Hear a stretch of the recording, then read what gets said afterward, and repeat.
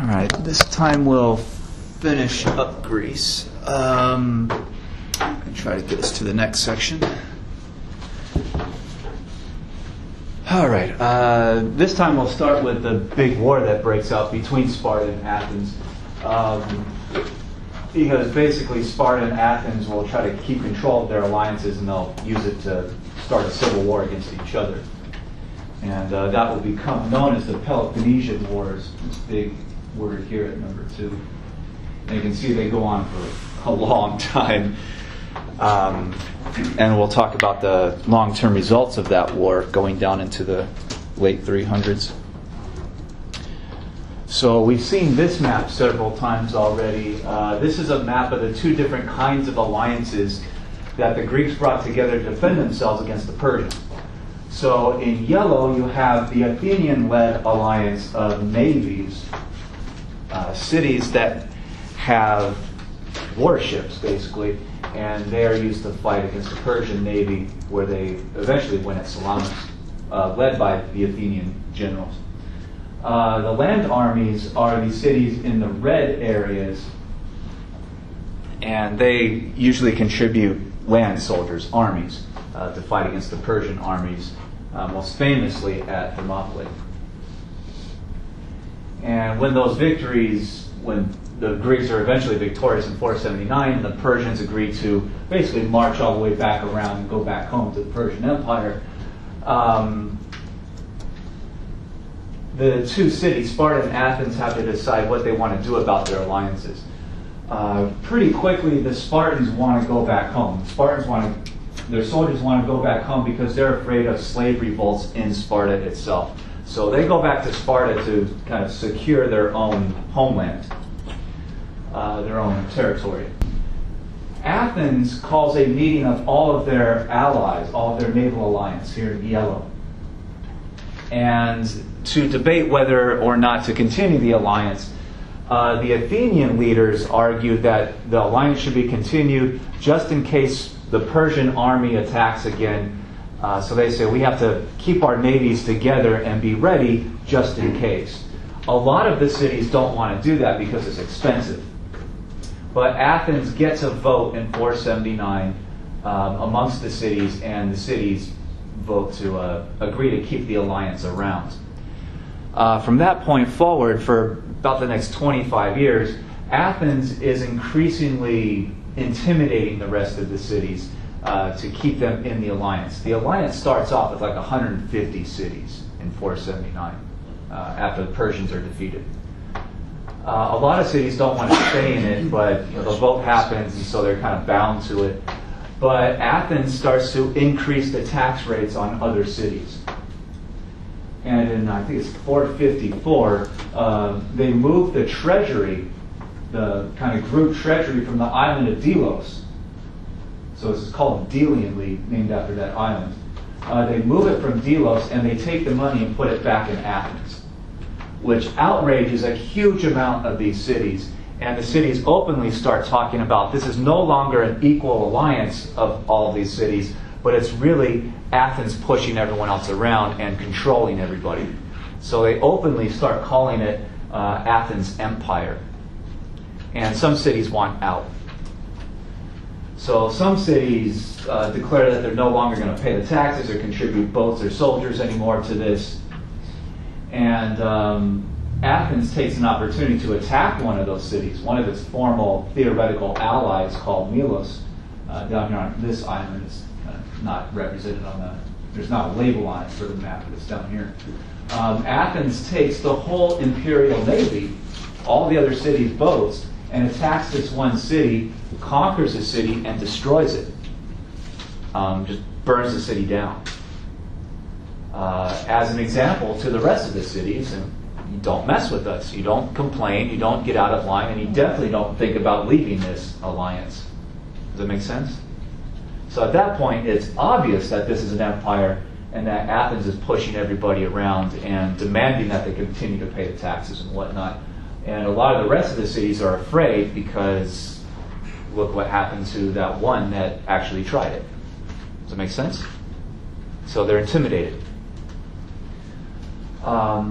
Sparta recognizes this understands that a lot of these cities are pissed off against Athens, and Sparta gets a lot of its former allies together and says, now that Athens is so unpopular throughout Greece, a lot of other cities are just looking for a good opportunity to rebel against Athens.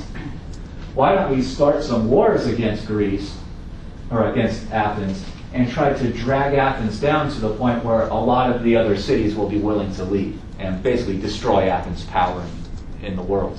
Does it make sense? So Sparta starts doing things as a rival against Athens, and this is what creates the Peloponnesian Wars, which are basically wars of the Spartan alliance, the Peloponnesian League, versus Athens alliance, the Delian League, and they go on for a long, long, long time. For really a pretty basic reason, which is the Spartan armies are on land. The Spartan-led armies are on land, here in red, and the Athenian armies are on water, and they can't really hit each other very hard to destroy each other.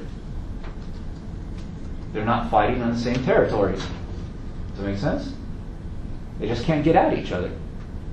When did this start? 477 is when the first fighting starts. But it's not a war that always goes on year after year after year. They have these peace treaties in between. So they'll fight for 5 or 6 years, and then there'll be kind of a truce, and then there'll be maybe a couple years of intermittent peace. But then the war starts again, and they go through many phases of this. This 479 BC, is that... That's when the Persians leave. That's when the Persians... Okay. Yeah. And so they start fighting each other in the first war just 2 years later. But then there's a peace. Then another controversy hits, and they start the war again. This goes on over and over and over and over and over again. And you can literally spend the rest of your lives reading the details of what is really a 100-year conflict between Sparta and Athens. So what do they mainly fought? Anywhere? Fighting all over the place. And not just here, but also in their colonies. That, remember that map I showed you of all the Greek colonies going all the way to modern-day Spain? Mm-hmm. Those colonies are still there. And the colonies will start fighting each other. So this is, to them, a worldwide war, because this is the extent of the size of the world in their minds. They don't really care about Persia or the rest of the world. To them, Greece is the important thing. So yeah, this is a gigantic long-term conflict, and this goes on for generations. And this is the kind of stuff that people like Socrates start complaining about. Saying if you don't ask questions about your politics, then politicians will do whatever they want. And politicians sometimes like war. They think it's useful for them. Because if they start a war, they can claim to be a great military leaders and they can stay in power. And it's even still a trick that politicians use even today.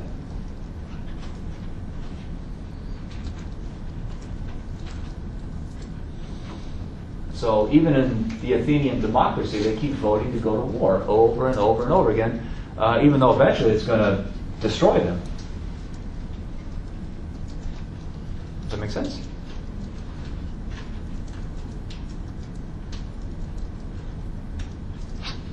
So we don't have nearly the time to get into the details on this thing.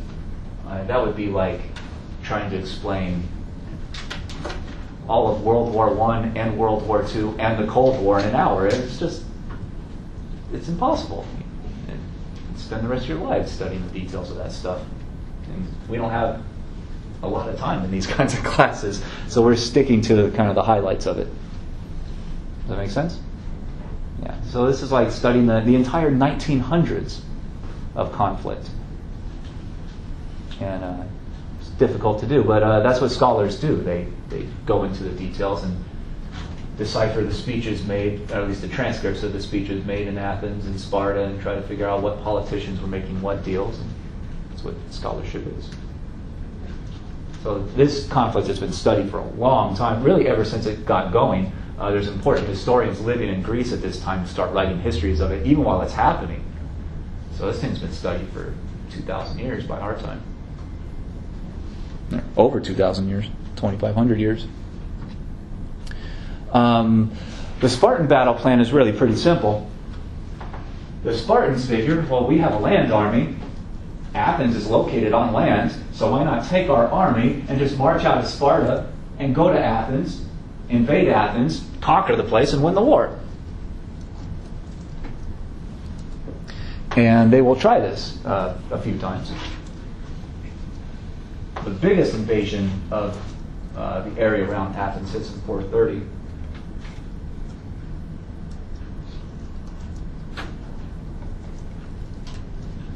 But the Athenian leaders were very smart.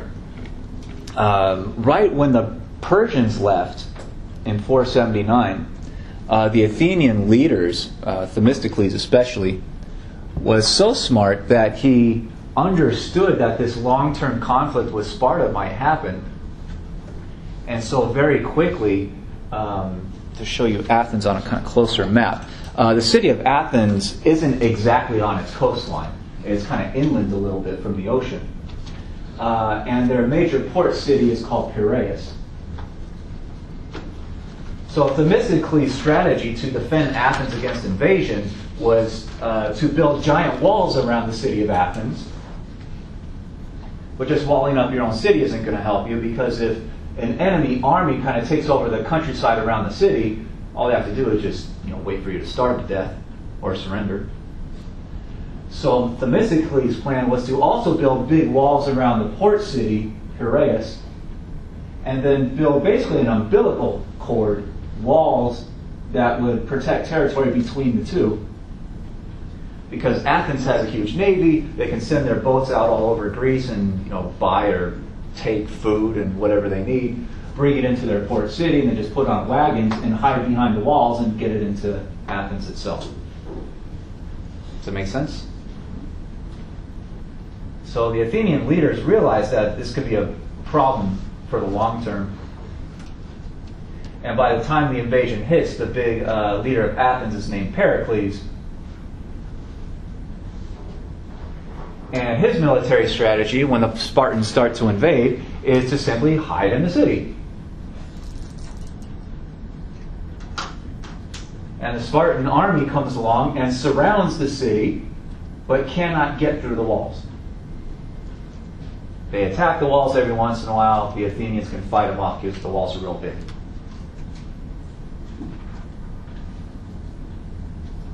And Pericles and others figured that eventually the Spartans would get kind of tired of hanging out in this countryside around Athens, and that they eventually go home. But the Spartans don't do that. They lay siege to Athens. That goes on for years and years and years.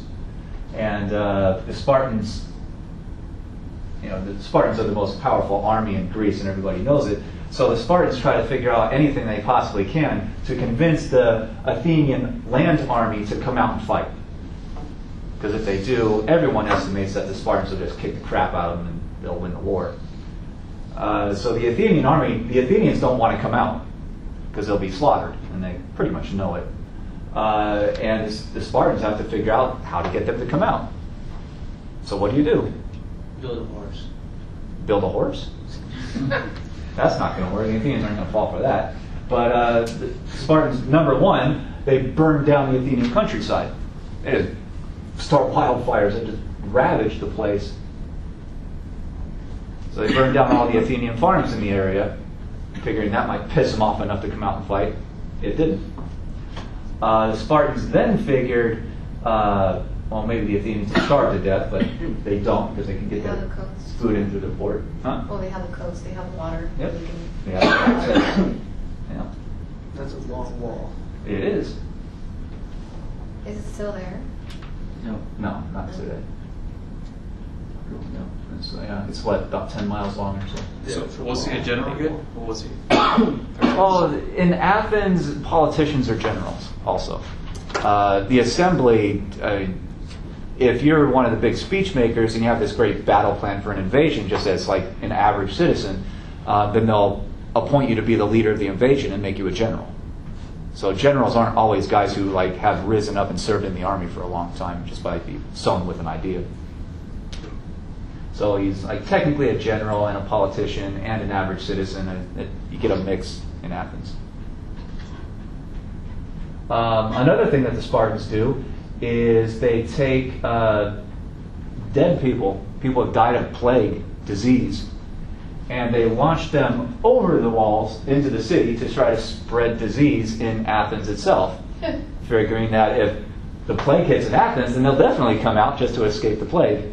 That doesn't work either. There is a plague in Athens, and a lot of people die from it, including Pericles himself, but they still won't come out because they know if they go outside, they're going to get slaughtered. And this goes on for decades. So the Athenians hide behind their walls, and they eventually they try to come up with all kinds of plans to convince the Spartans to leave. So that's why that's one reason that the Peloponnesian Wars go on for so long. They can't get to each other to harm each other to the point where one side is willing to give up. And they come up with all kinds of crazy schemes to figure out a way to win the war. Eventually, a much dumber Athenian leader will convince the assembly to send their army out in, I think it's like 404 or something like that, or 410, somewhere around there. And so eventually the Athenian army comes out to fight the Spartans, and the Spartans just destroy it.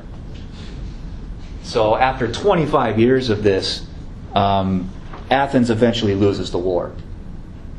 And Athens is in such a bad position right around the year 400. This is when they put Socrates on trial for everything he had said, and they execute him as a scapegoat. He had nothing to do with it. But hard to convince angry people about that. So Athens has lost the war at around the year 400. So it looks like Sparta is going to control all of Greece for the long term. The problem with that, though, is that Sparta makes the same mistake that Athens did. It wants to keep its alliance around in order to expand its control. And a lot of those other cities don't want to be in the alliance anymore. And they start to rebel against Sparta. Yep. And they, a few decades later, and this is a long-term kind of progression, but some cities rebel against Sparta and actually fight the Spartan armies on the battlefield. So Sparta has the normal problem of empire. Whenever you want to control a lot of places, when a revolt breaks out in one place, you have to send your army there. But if you move your army out of one place and send them somewhere else, then a revolt might break out in another place, and it can be chaotic. Does that make sense? You see that with empires all throughout human history. Eventually, one city, I think it was Thebes, actually wins a battle against the Spartan army in 371. Defeats the Spartans for the first time in like years and years and years and years and years before anyone can remember. And that causes Sparta to fall from power. So from this point forward, it's really a free-for-all again in Greece, where these hundreds of cities are going to compete and fight each other in pretty much constant wars to determine who's going to be the next big, powerful area that tries to lead the rest of the Greeks. So they're always fighting each other. The only instance where they ever really agree with each other on anything is when the Persians try to invade. And when Sparta and Athens are fighting each other in that long, long, long conflict, each side is negotiating with the Persians to try to get the Persian Empire on their side to defeat their enemy. So Sparta will invite the Persian army into Greece to attack Athens. That's how much the Spartans and the Athenians hate each other. They're inviting the big boogeyman of Greece, the superpower, into this conflict. Does that make sense? So that shows you there is no unity or loyalty amongst the Greek cities. They define themselves not as Greeks, but which city you're from. They're Spartans or Athenians or Thebans or Delians or whatever.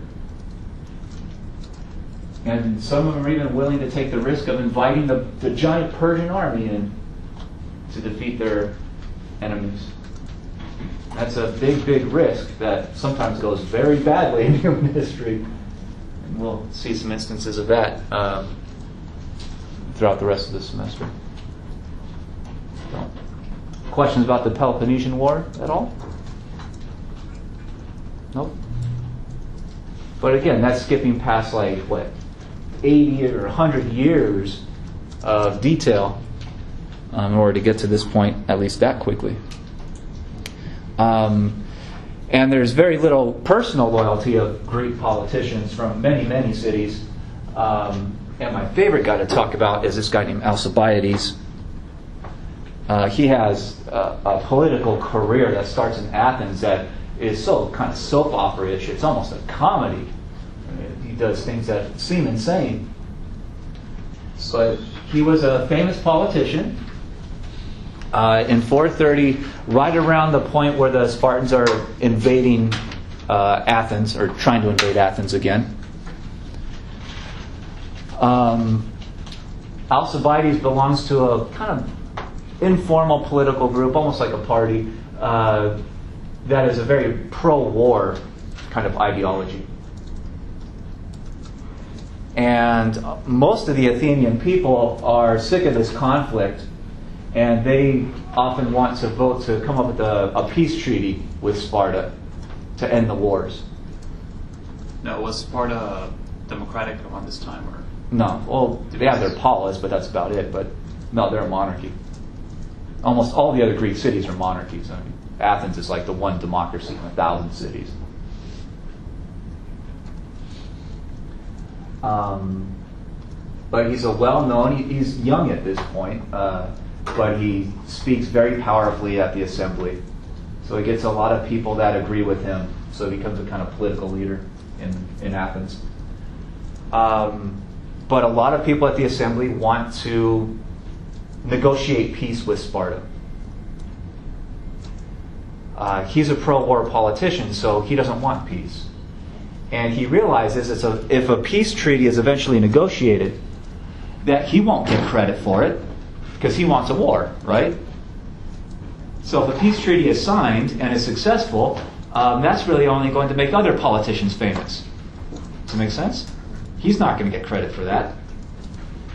So he gets himself put on the negotiating team and basically torpedoes the negotiations. He destroys them by demanding too much from Sparta because he doesn't want peace for his own personal ambition.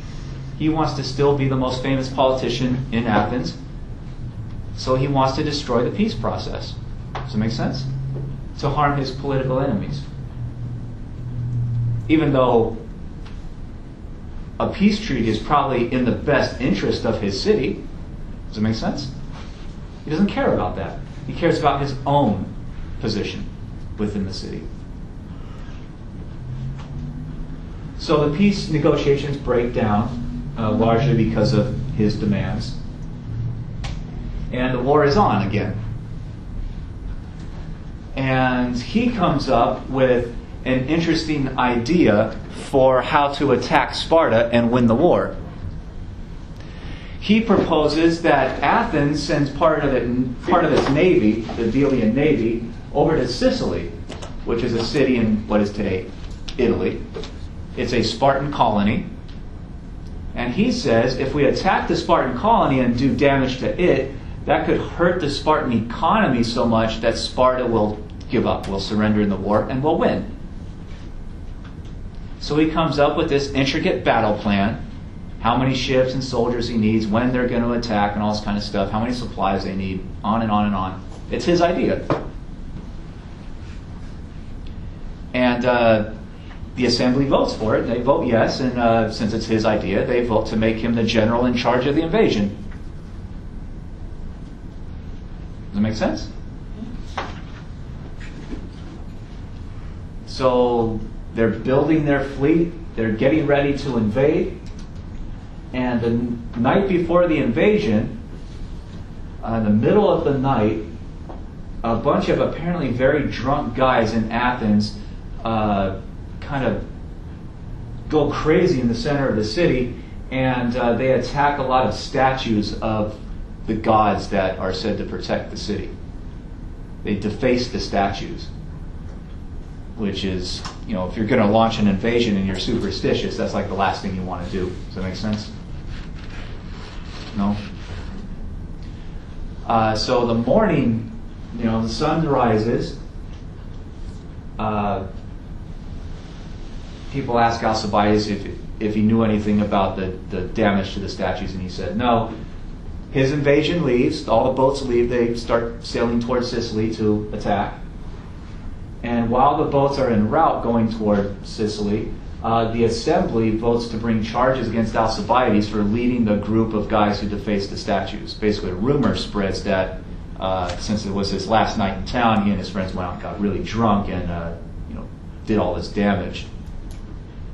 So the assembly votes to charge him with the crime, and they issue orders to the fleet to arrest him and bring him back to Athens to stand trial. And he hears about this and doesn't like it, because if he goes to trial, he might be found guilty and executed for it. So he defects.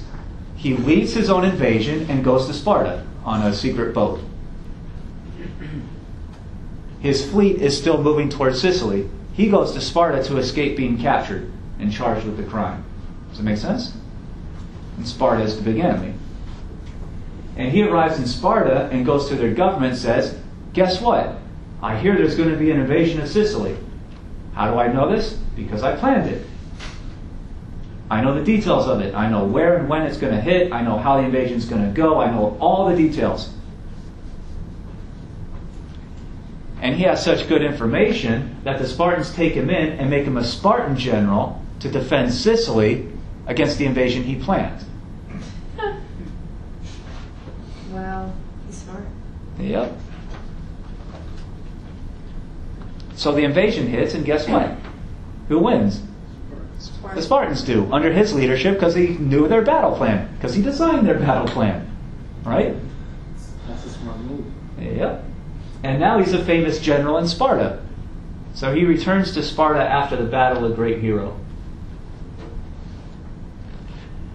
And Sparta is opening negotiations with Persia to get Persia into the war on Sparta's side to defeat Athens.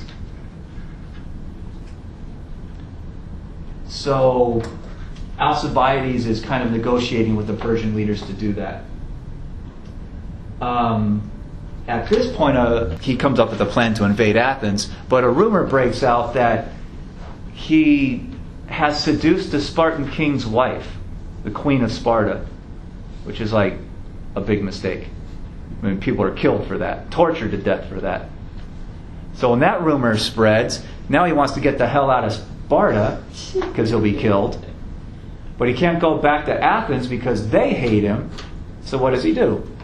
Persia. Yep. He goes to Persia and becomes an advisor to the Persian emperor.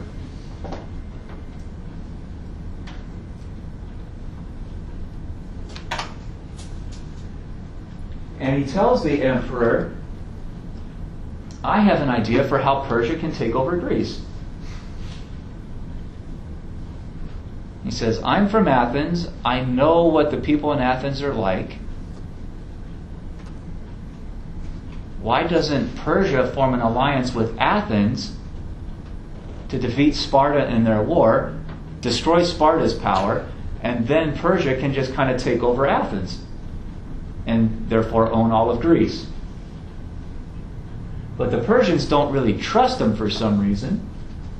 So they demand, okay, if we're going to sign this deal, we don't trust the Athenian democracy because that vote can go either way. So they send him back to Athens to overthrow the Athenian democracy and set up a dictatorship under his own leadership and make a deal with Persia. Does it make sense? So he goes back to Athens, overthrows the democracy, sets up a dictatorship that doesn't really last very long, sets himself up as a general in Athens,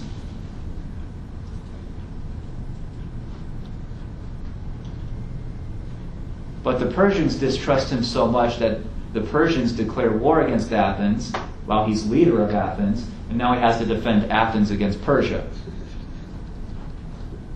So now he's back. Now he's back in power in Athens, and they make him a general because he just came from Persia, he knows what they're planning and whatnot.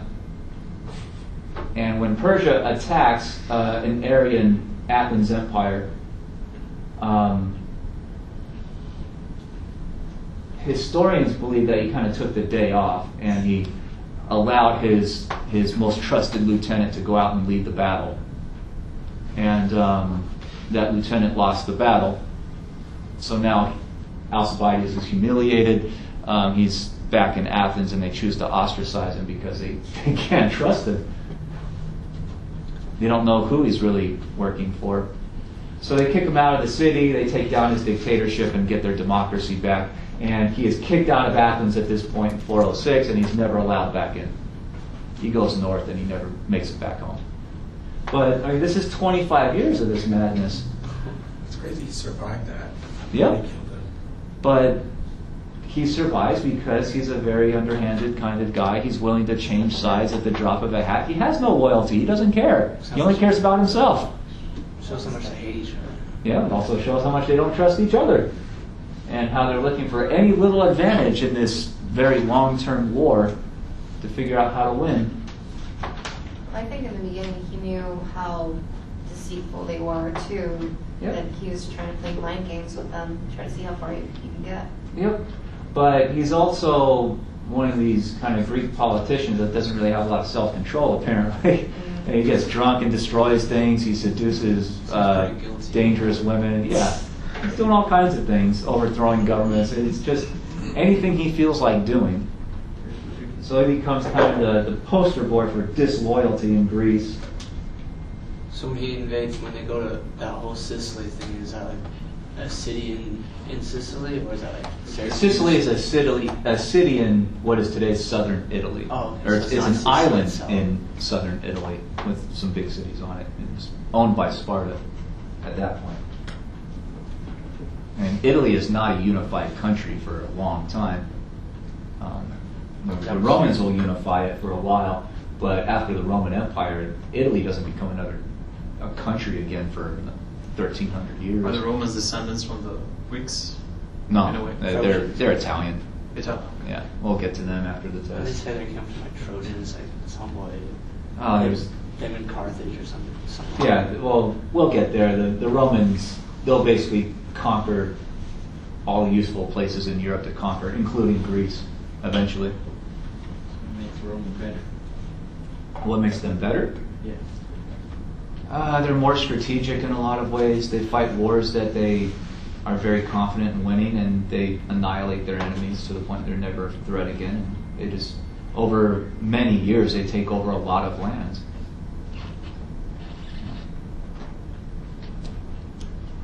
So yeah. But again, we'll talk a lot about Rome and the Romans after the test. Now the dash after the year, like 407-6, is that the number of years it was Oh. general or 407 to 406. 406?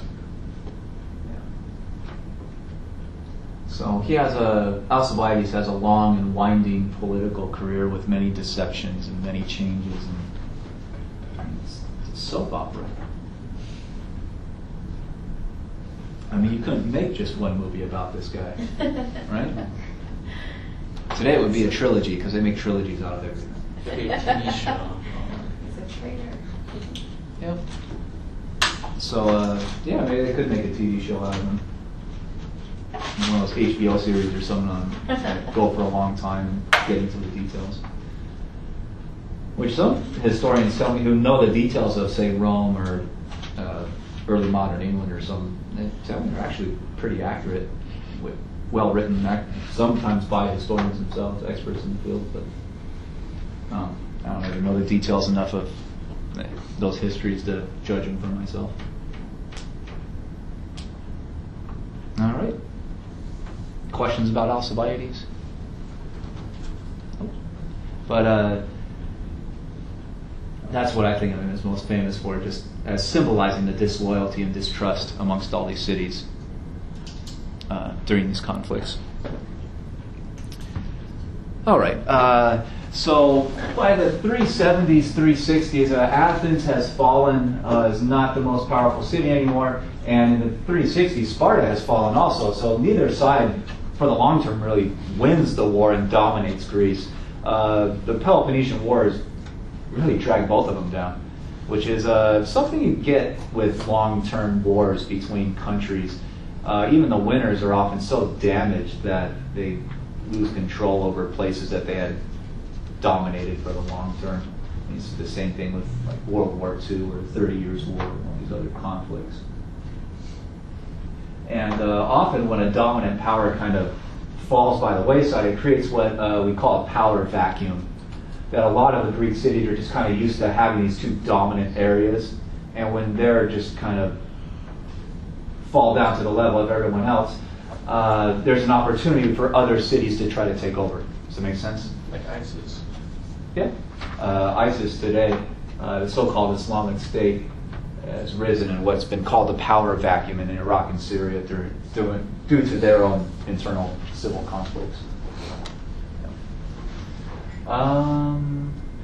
So Greece is undergoing this for several decades, starting 371 when Sparta loses that big battle, and this goes on for a few decades. No city can really rise up and dominate or conquer the rest. Eventually, the new power rises from the north, up on this map called Macedon. Up to this point, Macedon was a backwater in ancient Greece.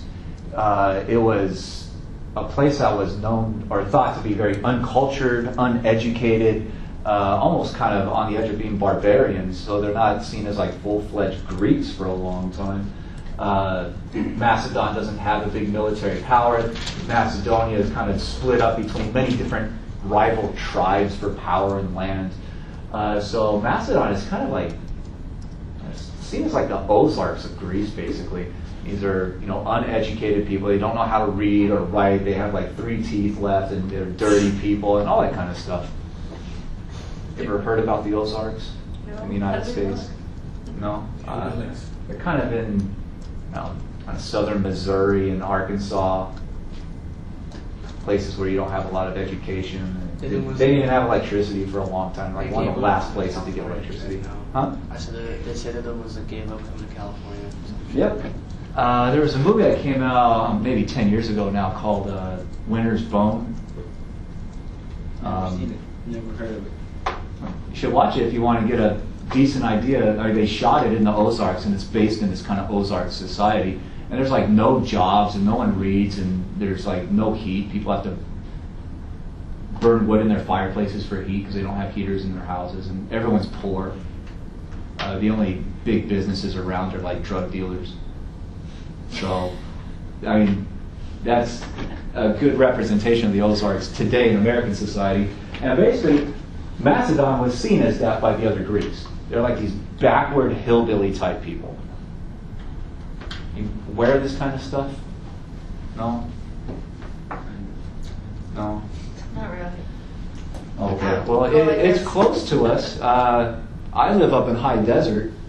And if you go up there, outside of the big cities where, there's a lot of land on each house and whatnot, there's some strange, weirdo people walking around in that place. Feeling. Yeah. Go out to that place and just kind of mill it around and feel it. There's like one intersection, and that's town. That's what they call town. It's one intersection, literally. They have a light on the streets. It's still on a timer. Yeah. And there's people driving around with Confederate flags and wearing guns on their hip like it's the Old West or something. Yeah. Macedon was the hillbilly center of Greece, and that's what the other Greek cities called it, and they made jokes about it for hundreds and hundreds of years. And in this political vacuum, this power vacuum, Macedon actually rises up to be the most important part of Greece, which was shocking to all the other Greek cities. And this largely happens under the watch of a really important Macedonian king named Philip II. So he becomes king in 360 of Macedonia, spends a few years having to fight off all the rival tribes and whatnot, and unifying Macedonia under his own power. Philip II was actually raised in other Greek cities, more kind of cosmopolitan cities that had universities and reading and whatnot. So when he became king and returned to Macedonia, he wanted to reform the Macedonian areas and build up learning and libraries, and especially the Macedonian army, to be just as powerful as any other Greek city. And that's really his life's ambition. His big thing he wants to do in life is to make Macedonia just as great as any other Greek area. Does it make sense? And he's very successful at it. And in 337, 336, he attends a meeting of all the other Greek cities, kind of big conference. And at that meeting, he proposes that all the Greek cities get together and attack Persia, to finally destroy Persian power and make sure that Persia will never attack again, will never try to conquer all of Greece. And he is leader of one of the biggest armies in Greece now. He is a well-known politician, very famous and very inspiring and intimidating at the same time. So at this conference, the Greek cities agree with him. Yes, we will build up this giant kind of unity Greek army, and we will attack Persia and finally destroy the Persian threat to Greece forever. Does it make sense? And before the invasion starts, he holds a wedding, I think of one of his daughters, and he is assassinated at that wedding. He's stabbed to death. So that opens up the Macedonian throne to basically a civil war among several of his sons and nephews. And actually one of his younger sons, named Alexander, wins this civil war. Alexander is only about 20 years old when he defeats all his other rivals to the throne and establishes himself as the king of Macedonia. So he's very young and very ambitious.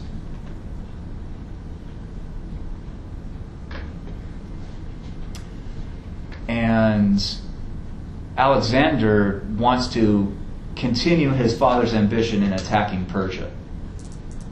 But it appears so Alexander convenes another conference to try to get them to stay on board for the invasions, for the big war against Persia.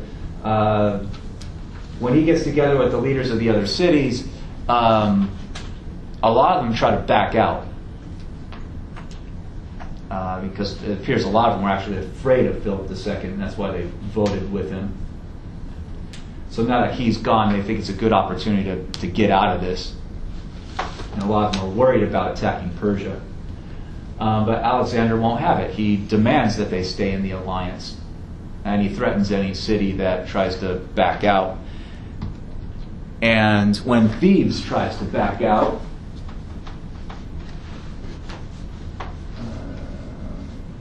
here it is. Thebes is right here, kind of just northwest of Athens in Attica. When Thebes tries to back out, Alexander brings the Macedonian army down from the north and attacks Thebes and annihilates it, conquers the city, destroys it, slaughters a lot of the population, and sells the rest into slavery. This is Alexander. Yep.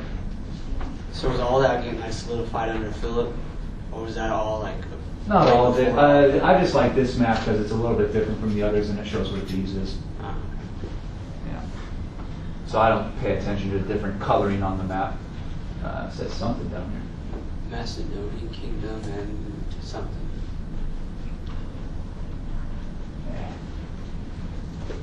Not important. Thebes is important because it is eviscerated.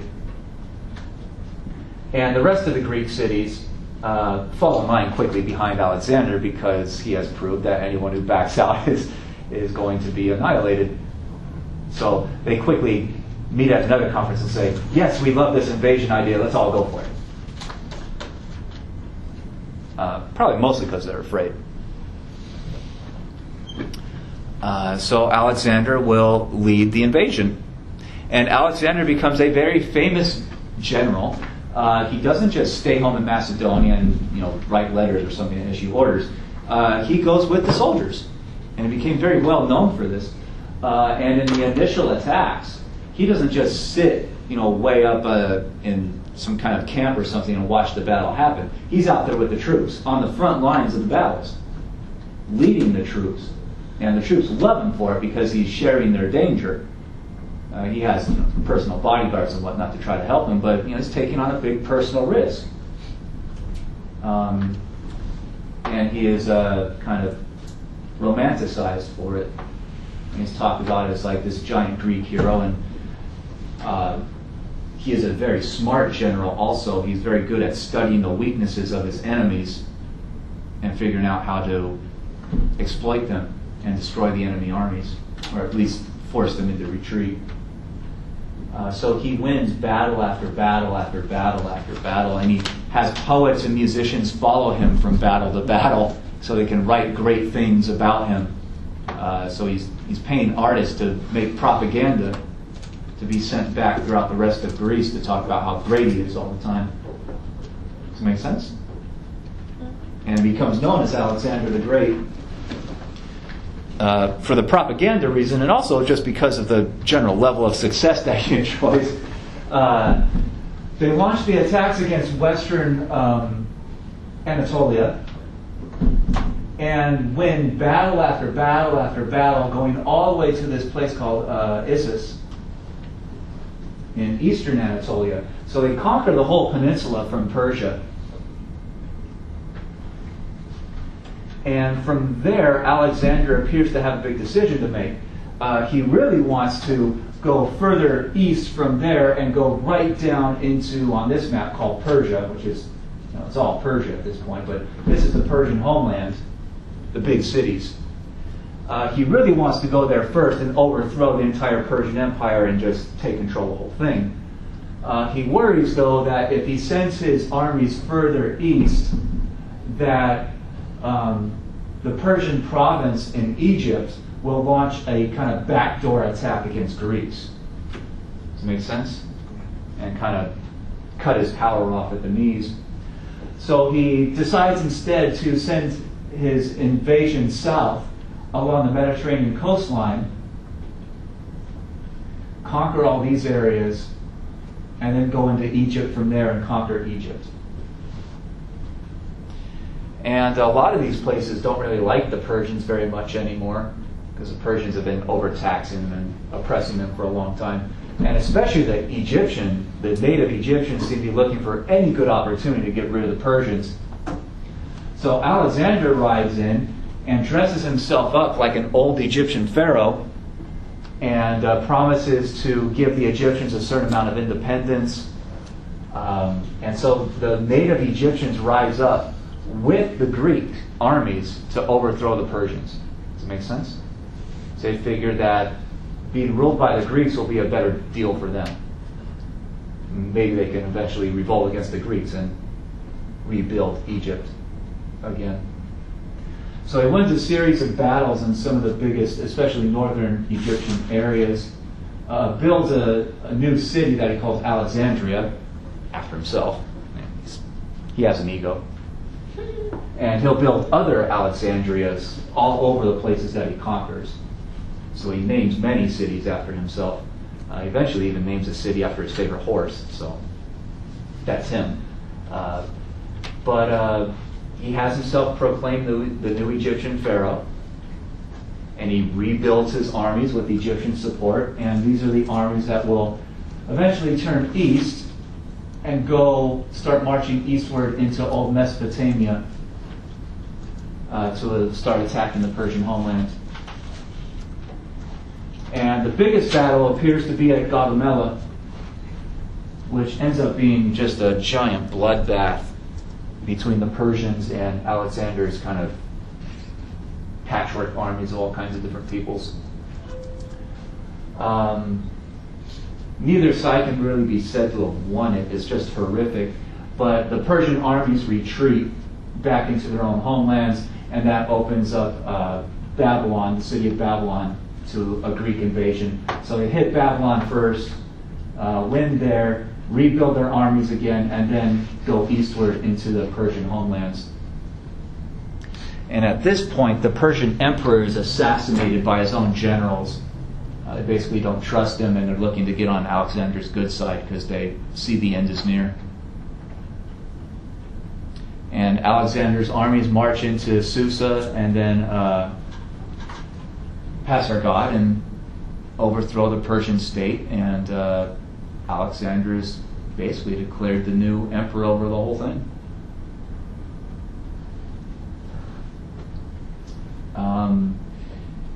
He redivides Persia into a new kind of province system.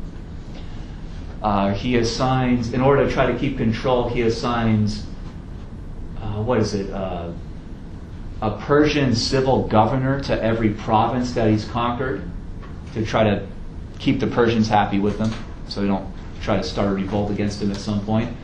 But in order to keep Greek control over the place, he assigns a Greek treasurer to oversee their economies. And he assigns especially a Macedonian general to head the security forces in each province to repel any possible revolt against him for the long term. But to convince the Persians to accept him, he starts dressing like a Persian. He marries several Persian princesses. He has a big Persian entourage. Starts speaking Persian language and reading their books. So he does everything he can to portray himself as a normal Persian emperor. Does that make sense? So that they'll accept him. But these invasions have been going on for like 10 years by this point. And there's whispers back in Greece that he's basically forgetting his heritage. He's selling out. He's becoming more Persian than he ever was Greek. Does that make sense? Like he's forgotten his roots. There's a lot of whispers amongst the Greek cities that he's not reliable anymore. Maybe he should be overthrown. But he either doesn't hear about that very much or he doesn't care. From Persia, he will rebuild his armies again, and he wants to keep conquering. So he starts launching even more invasions. Go north first. Goes north. Yeah. He goes north from there and starts conquering all over the place. He just kind of starts wandering around and eventually gets into northern India and starts conquering Indian populations.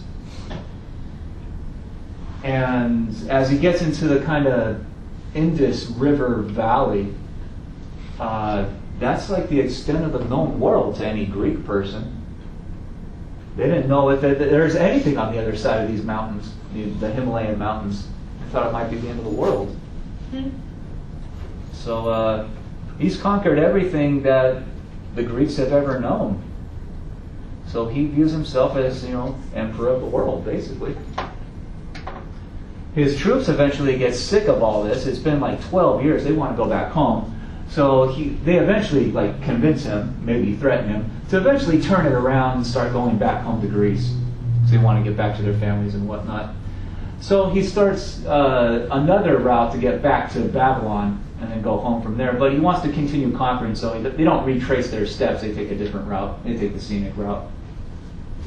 And when they get back to Babylon, there's a huge series of parties in spring 323.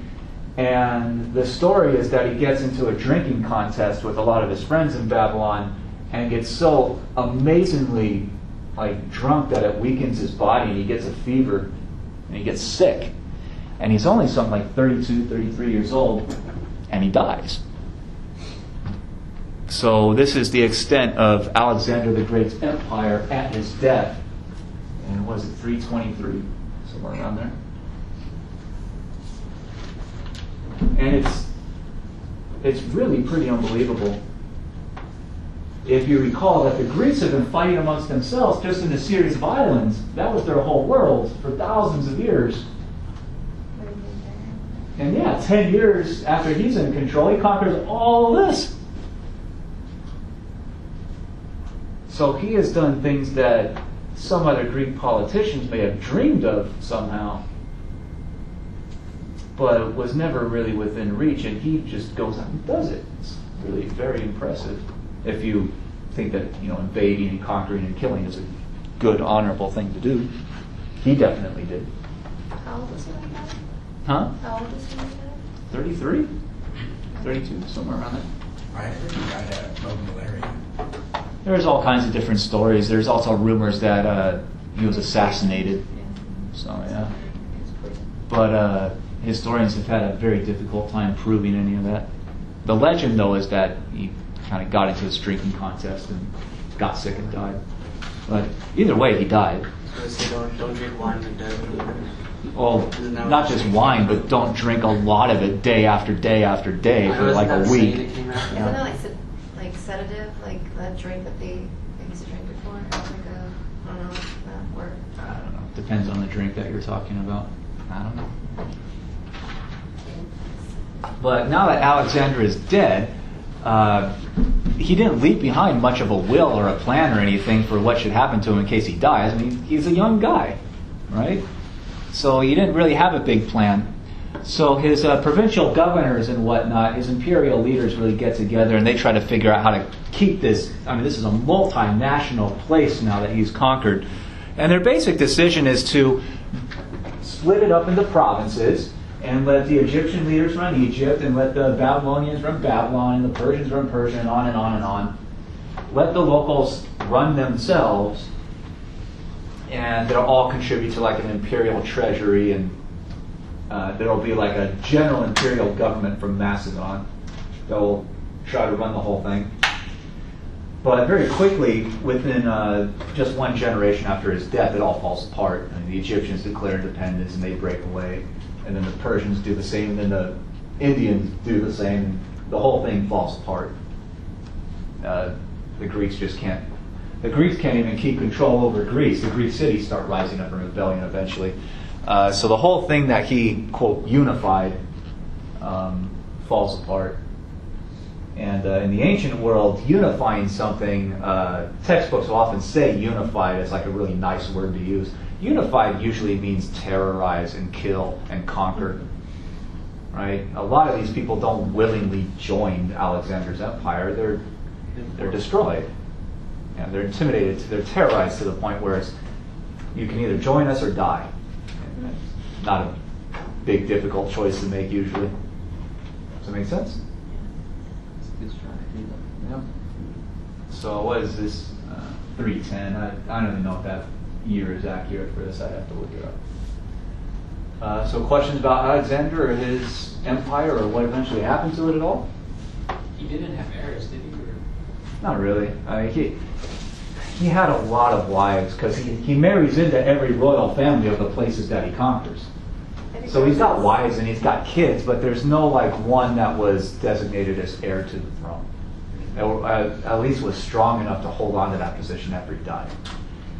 And he's 30 some odd years old. His oldest kid is probably like 15 maybe. Right? But his administrators try to hold on to it, but they get corrupted and bribed and the thing just falls apart.